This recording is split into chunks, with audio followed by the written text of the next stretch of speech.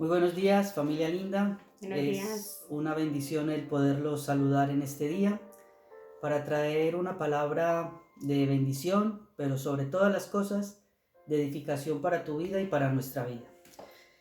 Hoy de una manera muy especial vamos a tratar un tema muy importante y era de qué manera vivía la gente, las personas, los creyentes, los hijos de Dios de esos primeros tiempos y cómo en esencia, una vez Cristo fue revelado en su interior, ese Cristo se manifestó en el exterior de todos y cada uno de ellos, y cómo había una común unión los unos con los otros, de la misma manera que había una común unión de todos ellos como cuerpo con Dios. Jesús de Nazaret oraba por todos y cada uno de los creyentes, no solo los de ese primer tiempo, sino incluso por nosotros también, en Juan 17. Y le pedía al Padre de que todos y cada uno de nosotros fuésemos uno, de la misma manera que el Padre y el Hijo eran uno. Que nosotros estuviésemos en Él y que el Hijo estuviese en todos y cada uno de nosotros. Y ahí es donde está la verdadera efectividad como cuerpo de Cristo y como hijos de Dios. Así es, en el libro de Hechos, si algunos ya lo han leído, narra los sucesos de esa primera comunidad después de la resurrección, de la ascensión. Entonces, esa comunidad era como en su estado natural, ese estado ideal, esa presencia de Dios a través del Espíritu de Cristo en cada persona, pero también en toda la comunidad. Y podemos ver en ese libro de Hechos cómo narran pues la vida cotidiana de estos creyentes, cómo se organizaban, cómo intentaban suplir las necesidades de la comunidad en sí. Y me gusta porque eso en este momento debería inspirarnos para retomar de alguna manera esa primera comunidad que fue efectiva en ese tiempo y la cual manifestó de una manera real el Cristo que les habitaba. Entonces, si podemos ir al libro de Hechos, capítulo 2, versículo 42, y dice la palabra, y perseveraban en la doctrina de los apóstoles, en la comunión unos con otros, en el partimiento del pan y en las oraciones. Mire que esa palabra perseverar es tan importante en este versículo, porque no decían que perseveraban solo en una cosa, sino que dicen que perseveraban en la doctrina de los apóstoles, en la comunión unos con otros, en el partimiento del pan y en las oraciones. Y esa palabra perseverar quiere decir seguir adelante, quiere decir persistir, quiere decir no retroceder, ser constante, ser diligente. Es decir, ellos siempre estaban haciendo eso. Y lo maravilloso de esta palabra perseverar es que el seguir adelante, el persistir, el no retroceder, el ser constante, el ser diligente, tiene que ver con crecimiento, tiene que Así ver es. con incremento. Y eso es lo que ocurre en la vida del ser humano una vez Cristo viene a tomar el control de nuestras vidas. Hay un crecimiento, hay una vida que es la vida de Cristo, la vida de Dios impartida a nosotros, que penetra en nuestras vidas y empieza a desplazar otra vida. Y la vida que es desplazada es la vida de la vieja naturaleza. Todo aquello de la vieja naturaleza va siendo desplazado. Y lo que va siendo incrementado en nosotros, lo que va creciendo en nosotros, es ese Cristo. Y eso fue lo que pasó con esos primeros apóstoles. Por eso ellos perseveraban en estas cosas que a continuación mi esposa se los va a explicar. Entonces, perseveraban en tres cosas: la doctrina de los apóstoles, la comunión unos con otros, el partimiento del pan y en las oraciones. Entonces, como punto número uno, esa doctrina. Es importante saber la doctrina, por qué era doctrina de los apóstoles, por qué no seguía hablando de las escrituras como siempre hemos leído hasta allí, sino que hablaba de una doctrina de los apóstoles. Entonces cualquiera se puede preguntar, ¿era una doctrina nueva?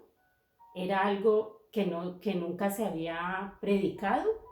Entonces, esa enseñanza, porque la doctrina era la enseñanza, era la instrucción que se seguía dando, que seguían predicando los apóstoles, incluía no solo aquello se venía estudiando y enseñando desde el Pentateuco, sino que también incluía esa vida de Jesús, las enseñanzas de Jesús, la muerte de Jesús, la resurrección de Cristo, la ascensión y por supuesto la venida de ese Espíritu Santo que fue el que los empoderó. La impartición de Cristo a nuestras vidas. Así es. Entonces, en Lucas, en el capítulo 24, 25, 27, nos dice, entonces Él les dijo, aquí está hablando Jesús, pero ya resucitado. Jesucristo resucitado. Oh insensatos y tardos de corazón para creer todo lo que los profetas han dicho. ¿No era necesario que el Cristo padeciera estas cosas y que entrara en su gloria? Y comenzando desde Moisés y siguiendo por todos los profetas, les declaraban todas las escrituras lo que de él decían. Entonces, las escrituras, las profecías, todo lo que apuntaba al Mesías, lo que apuntaba al Cristo. Pero es muy importante con este texto ver el contexto de qué era lo que estaba ocurriendo en este momento, porque Cristo resucitado le dice a dos de las personas que le habían escuchado, que lo habían seguido, que habían compartido con él, les dice, oh insensatos. ¿Qué ocurre? Estas dos personas iban camino a Emaús. Y estas dos personas de camino a Emaús iban muy tristes porque había acontecido hace poco tiempo, 3-4 días atrás, de que Jesús de Nazaret, su líder, había sido muerto, había sido crucificado. Entonces él se encuentra con ellos y les dice, oh insensatos y tardos de corazón, para creer todo lo que los profetas habían dicho, tardos en su mente, tardos en su corazón. Me visteis hacer señales, prodigios, maravillas y no entendieron. Todo lo que os enseñé por medio de parábolas y no lo habéis entendido y ahora estáis tristes. Yo ya os había avisado que era necesario de que yo partiera para que viniera el Espíritu de verdad a habitar y hacer habitación en vosotros, a gobernar sobre vosotros. Entonces les dice de esta manera, tardos de corazón para creer todo lo que los profetas han dicho. ¿No era necesario que el Cristo padeciese estas cosas y que entregara en su gloria? Y que entrara en su gloria, perdón. Y comenzando desde Moisés y siguiendo por todos los profetas, le declaraba en todas las escrituras lo que de él decían. Mire, durante todo un camino, Cristo resucitado a estos dos seguidores suyos les declaraba absolutamente todas las escrituras, desde Moisés hasta los profetas, absolutamente todo lo que apuntaba y declaraba de él. Entonces no era una doctrina nueva. No era una doctrina nueva. Era sencillamente ya el entendimiento que se tendría que abrir, porque hasta allí ellos no entendían nada, pero allí él abre ese entendimiento y ellos entienden que realmente todo lo que se ha estudiado y se había estudiado hasta ese momento, todo apuntaba a Jesucristo. Entonces no era una doctrina nueva, era la doctrina de los apóstoles, pero ya con un entendimiento, ya con un velo que había sido quitado, ya con una realidad y una visión diferente. Hay que tener algo muy claro, porque podemos juzgar mal a los apóstoles, a los discípulos, a esos primeros creyentes que convivieron con Jesús. Él les declaró, cuando ellos le preguntaron, ¿por qué a toda la gente le hablas por parábolas y a nosotros no solo que nos hablas por parábolas, sino que nos las explicas? Y Jesús de Nazaret, cuando estuvo con ellos, les declaró, porque a vosotros os ha sido revelado el misterio del reino de los cielos. Y el misterio del reino de los cielos era esa encarnación de Dios en la persona de Jesucristo. A ellos les había sido revelado, por eso ellos lo podían ver y compartieron 3 años y medio con ellos. Pero hay que tener en cuenta que versículos más adelante de Lucas 24, a partir del 40-41, dice la palabra de Dios que antes de él partir, él les abrió el entendimiento para que comprendiesen las escrituras. ¿Qué quiere decir esto? De que Jesucristo resucitado tuvo que abrirles el entendimiento. Quiere decir que ese entendimiento estaba cerrado. Como hoy en día operan y viven mucha gente que cree en Cristo y que ama al Señor. Desafortunadamente, ese entendimiento no ha sido abierto y por eso operan en el antiguo pacto, en las verdades bíblicas, en los ritos, en las sombras, en los tipos, en las figuras. Pero era necesario que Jesucristo resucitado, después de 40 días, porque estuvo 40 días resucitado con ellos, dice la palabra que antes de ir al Padre, les abrió el entendimiento para que comprendiesen lo que decía Moisés, lo que decían los profetas y todo lo que apuntaba a él mismo. Las escrituras. Entonces, el punto número 1 es eso, la doctrina de los apóstoles, que era todo lo que apuntaba a Jesucristo. El punto número 2 dice, la comunión unos con otros. Esa palabra comunión quiere decir koinonía, que es asociación, es comunicación, una comunicación continua, incluye la unidad. Mediante el Espíritu Santo de Dios, los creyentes se unen en vida y en propósito. Usted y yo estamos unidos en vida. Porque es la vida de Cristo en nosotros, la que nos une. Y el propósito que es uno solo, que es manifestar esa vida a otros. Entonces, Cristo nos une en esa vida y en ese propósito. Se unían en ese tiempo en aprendizaje, en aprender más de las Escrituras. Se unían en la oración, se unían en la adoración, se unían en la manifestación de ese amor que había, y esa manifestación eran compartiendo las bendiciones, compartiendo los dones, compartiendo las necesidades. Entonces esa era una manifestación de esa unidad que era lo que imperaba en ese tiempo, en esa primera comunidad. El versículo 44 aquí mismo en el libro de Hechos, en el capítulo 2, versículo 44, dice que todos los que habían creído estaban juntos. Unidad. Juntos, unidad. Y tenían en común, unidad, todas las cosas. Y vendían sus propiedades y sus bienes y los repartían a todos según la necesidad de cada uno. Mire, yo creo que esto a veces se puede prestar para malas interpretaciones, que no sea bueno y que entonces vamos a vender todo. No, es que el que tenía. Y como lo venimos haciendo, si yo tengo y a mí me queda un poco, pues yo doy de eso y el otro da de lo otro. Y el otro da de lo otro, y así podemos suplir necesidades de otro. No era que se quedaban sin nada, no. Era que era gente que podía vender sus propiedades, suplir sus necesidades y seguir supliendo sus necesidades, pero no con la avaricia ni con la tacañería de que me voy a quedar, no. Sino que era la generosidad que salía del corazón de Cristo, porque era Cristo mismo manifestándose para suplir las necesidades de otro. Entonces me gusta esta parte de la comunión, porque ellos no eran... Pero miren lo tremendo de este texto, lo que nos enseña. Todos los que habían creído estaban juntos, eran creyentes, era gente que habían creído en el Salvador, en Cristo, y que ese Cristo había sido impartido a sus vidas. Unidad entre ellos, porque la vida de Cristo era la que los unía. El propósito de Dios en Cristo era el que los unía. Entonces eso les permitía tener en común todas las cosas. Y tener en común todas las cosas son todas las cosas. O sea, lo que yo puedo servirte, te sirvo. Lo que tú puedas servirme, me sirves. En lo que yo te pueda ayudar, te ayudo. En lo que tú me puedas ayudar, me ayudas. Y vendían sus propiedades y sus bienes y los repartían a todos según la necesidad de cada uno. Si había necesidad y alguien podía, pues eso lo hacía. Y esa era la manera de suplir las necesidades y de que no hubiese necesidades en ese tiempo. Eso de una manera o de otra es lo que estamos haciendo por medio de la Asociación Vida y Propósito de Valencia, Creciendo en Familia. En este tiempo de casi 50 días de emergencia sanitaria, hay mucha gente que ha pasado necesidad y yo creo que ya vamos por alrededor de unos 100 mercados repartidos a 100 familias. Hay unas familias que ya les hemos podido reforzar ese reparto de alimento.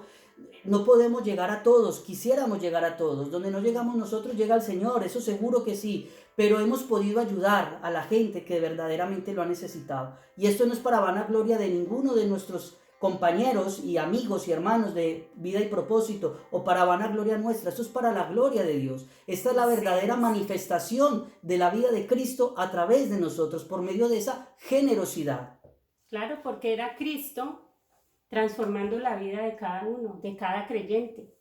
Era transformando la vida de cada creyente en su interior, pero para que esto se manifestara en su exterior. Y esa manifestación de amor, de bondad, de generosidad, tenía que ser de esa manera, compartiéndolo todo, estando en unidad y siendo uno solo, como dice la palabra que tenemos que ser en Cristo, porque en Cristo somos un cuerpo y si una parte del cuerpo se duele, pues todo el cuerpo está dolido. Mire, Entonces, es importantísimo entender. Jesús de Nazaret, el día que fue entregado, Él oró por sus discípulos, pero oró también por nosotros. Y Él oró por la unidad, para que tú y yo fuésemos uno, de la misma manera que Él y el Padre eran uno. Entonces, estos primeros creyentes, esta gente que había creído en Él y que tenían en común absolutamente todas las cosas, esos creyentes compartían una vida. Y compartían era la vida de Cristo, era la vida de Cristo, ellos estando unidos a Cristo, por medio de esa unidad personal, porque es individual y personal, mi unión a Cristo, eso les permitía estar unidos a otras personas, porque tenían una misma visión, la visión celestial, la visión de en Cristo poder agradar a Dios, la visión de en Cristo ser transformados cada día para la gloria de Dios. bien, y el tercer punto, el partimiento del pan.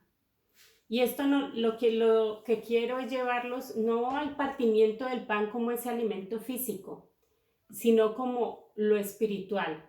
Porque recuerden que en Lucas 22, 19, 20 leemos lo de la cena, la última cena del Señor, y dice la palabra que y tomó el pan y dio gracias, y lo partió y les dijo, esto es mi cuerpo que por vosotros es dado.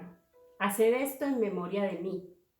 De igual manera, después que hubo cenado, tomó la copa diciendo, esta copa es el nuevo pacto en mi sangre que por vosotros se derrama. Entonces, en esta cena Jesús hizo una simbología de lo que sería su muerte. Sí, siguió siendo un tipo, una sombra de lo que ocurriría en lo espiritual por medio de ese partimiento de su cuerpo, de su piel desgarrada y de su sangre derramada. Exacto, entonces ellos en ese momento no lo entendieron, esa cena no la entendieron como tal. Porque no había sido abierto el entendimiento por el Cristo resucitado. Pero a través de ese Espíritu Santo que fue impartido, ellos ya entendieron qué significaba esa cena y ellos la seguían recordando. E incluso el mismo Pablo habla de esa santa cena, de esa última cena. Además que allí hay un mandato, porque él dice, haced esto en memoria de mí.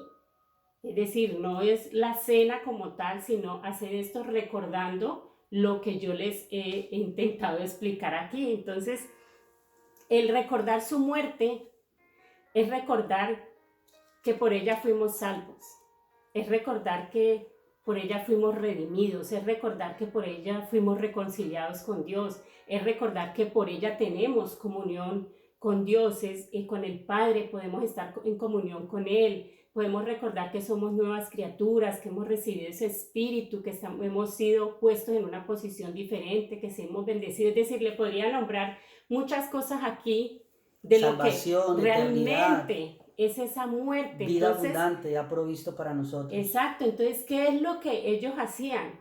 Recordar, agradecer. Con ese partimiento de pan era el recordar, el agradecer esa muerte como fue en la manifestación poderosa del amor de Dios para nosotros, de entregar a su único Hijo para que nosotros pudiéramos recibir todo aquello que en un principio teníamos pero que habíamos perdido, donde Él no se rindió, sino que entregó a su Hijo para que nosotros pudiéramos disfrutar de ello. Y tener vida y vida en abundancia.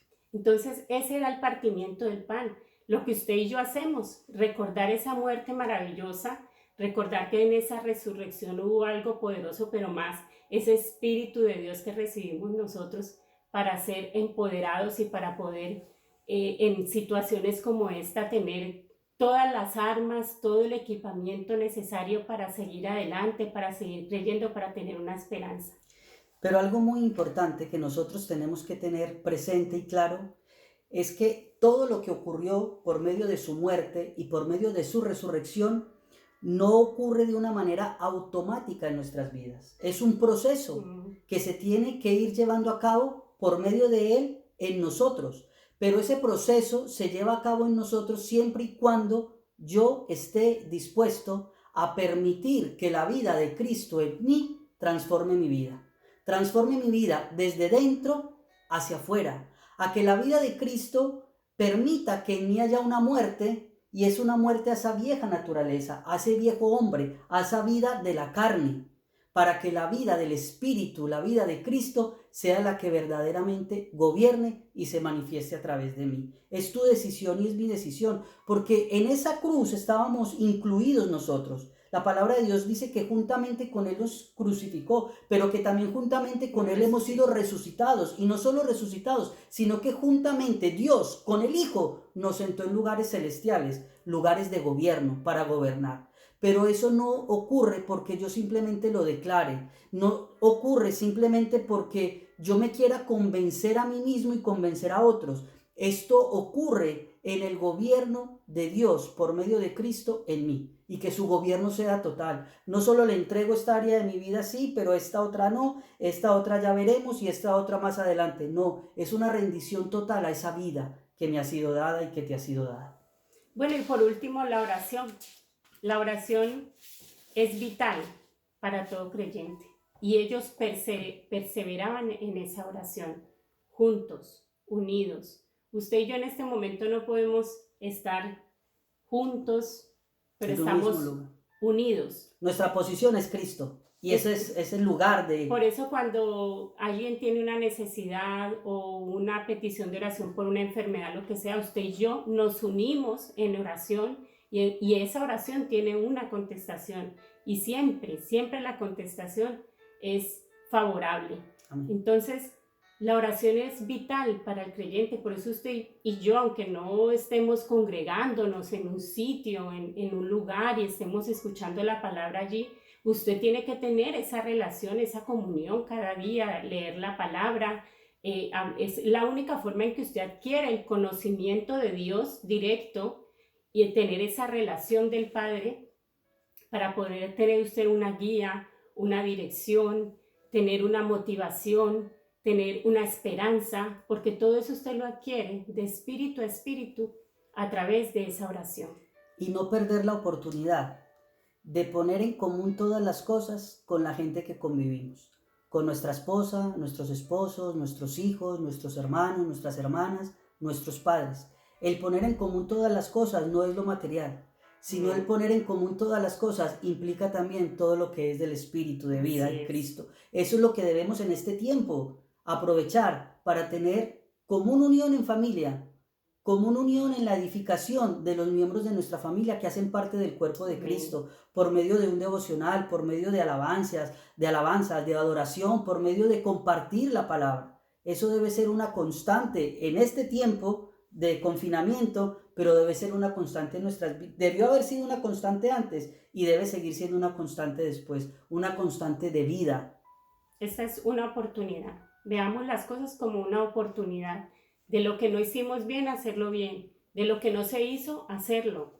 Pero la oración es importante. Entonces, familia, para concluir, esta primera comunidad cristiana era una comunidad enseñable. Era una comunidad que tenía una unidad familiar. Era una comunidad que tenía una unidad aún en esas actividades de la congregación. No había egoísmo. Ofrendaban donde había necesidad. Era un ambiente de regocijo, de alegría, de contentamiento en medio de las situaciones, porque ellos tenían problemas. Nadie se libra de los problemas. Ellos también tenían que enfrentar problemas. Luego fueron perseguidos, tuvieron que dispersarse. Ya nosotros estamos en un confinamiento, pero ellos tuvieron que dispersarse de su familia, de su contexto de comunidad, y tenían que seguir perseverando en la oración y en lo que podían hacer. Entonces, familia, es un tiempo de volver a esos fundamentos. Y mire, era tan impresionante lo que ellos hacían que se vieron resultados. En el versículo 47 del mismo capítulo 2 dice: y el Señor añadía cada día a la iglesia los que habían de ser salvos. y teniendo favor con todo el pueblo. Me gusta esa parte porque decía alabando a Dios y teniendo favor con todo el pueblo, y el Señor añadía cada día a la iglesia a los que habían de ser salvos. Mire, ellos tenían favor con todo el pueblo, no decían entre las de la comunidad, no, con todo el pueblo. Ellos veían lo que la comunidad hacía. Lo tremendo de esto es que no solo ayudo al que es cristiano, al que es creyente, al que es de mi denominación, de mi congregación, no solo hago el bien a esta persona, no, hacían el bien a todo el pueblo. Y por medio de esa manifestación de Cristo a través de sus vidas, que es hacer el bien al prójimo, Dios iba añadiendo a ese prójimo, los iba añadiendo y los iba añadiendo a los que iban a ser salvos. Y no lo hacemos por los resultados, no lo hacemos buscando eso, porque la obra es de Dios. Amén. Esto es de Dios. Y me gusta porque decía que el que añadía era el Señor, o sea, era Él el que lo hacía. Entonces, esto la gloria no es para nadie, la gloria es solo y únicamente para Dios, porque Él era el que añadía. Ellos solo se preocupaban de hacer lo que tenían que hacer, perseverar en la doctrina, tener la comunión unos con otros, el partimiento del pan y las oraciones. Y Dios hacía el resto. Entonces, usted y yo en este momento, si hacemos lo que tenemos que hacer, Dios hará lo que Él tiene que hacer, porque Él conoce lo que tiene que hacer y lo sabe hacer mejor que cualquiera. Entonces, usted y yo tenemos que regresar a ese origen. Tenemos que ser perseverantes en esas cosas que de alguna manera nos ayudan a crecer, que edifican no solo nuestra vida, sino que edifican nuestra comunidad cristiana, pero también edifican una comunidad que está alrededor de nosotros. Entonces, iglesia, este tiempo es un tiempo de reflexión sobre esta palabra. Cristo opera a través de nosotros en esa bondad, en esa generosidad, en ese amor. Eso tiene que fluir de una manera natural y fluye de manera natural el querer ayudar a otros, porque es ese Cristo en nosotros. Entonces, no sé si quieras orar y despedimos este tiempo. Amén. Damos gracias a Dios por este tiempo de haber podido compartir con todos y cada uno de ustedes la palabra. Esto es poner en común todas las cosas y todas las cosas que pertenecen a la vida y la piedad. Todas las cosas que pertenecen a la vida del Espíritu. Eso es ponerlo en común, poder compartirlo con usted, poder ser edificado por medio de su vida, poder ser usted edificado por medio de la nuestra, pero sobre todas las cosas edificados en ese fundamento eterno que es Cristo Jesús. Gracias, amado Dios, porque nos llevas a entender lo que tú has hecho por nosotros. Pero tan importante como eso es que entendamos lo que tú estás haciendo en nosotros, en nuestro interior, en nuestra mente. Y es que esa vida de Cristo que nos ha sido impartida gobierne sobre todos y cada uno de los aspectos de nuestro ser. Gracias, Espíritu de Dios, porque el gobierno es tuyo, la dirección es tuya, la protección y el cuidado es tuyo. En este momento, en este tiempo difícil, Señor, en el cual personas, familias, Señor, en nación entera, el mundo entero, está pasando dificultad, está pasando tristeza, está pasando, Señor, tal vez desesperación, que seas tú el consuelo, Señor, y que la luz de Cristo ilumine, Señor, en todo sitio y en todo lugar por medio de tus hijos, por medio de las personas, Señor, que hemos creído en ti, como Dios, como Señor, como Salvador. Que la vida de Cristo, Señor, sea dando consuelo, Señor, a cada mente, a cada espíritu, a cada alma y a cada corazón. Los amamos y los bendecimos. Que pasen un maravilloso día. Un fuerte abrazo. Los amamos. Saludos a todos.